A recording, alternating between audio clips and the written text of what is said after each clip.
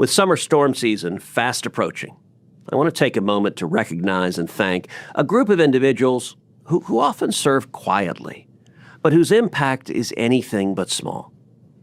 Our ham radio first and second responder volunteers.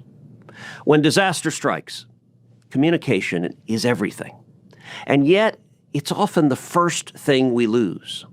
In those critical moments when power is down, cell towers are silent, and communities are cut off, it is ham radio operators who step forward, bringing with them the tools, the expertise, and the commitment to reconnect people when it matters most.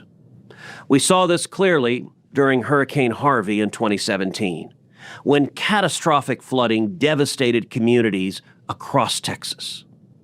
We saw it again in the horrific Camp Mystic floods last year.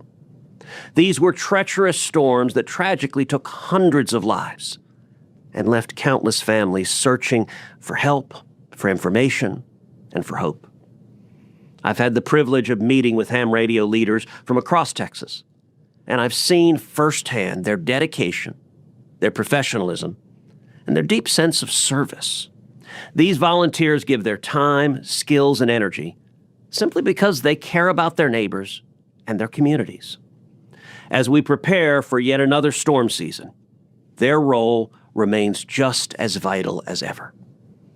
Emergencies will come, but so will these volunteers, ready to respond, ready to serve, ready to make a difference. So today, I simply want to say thank you.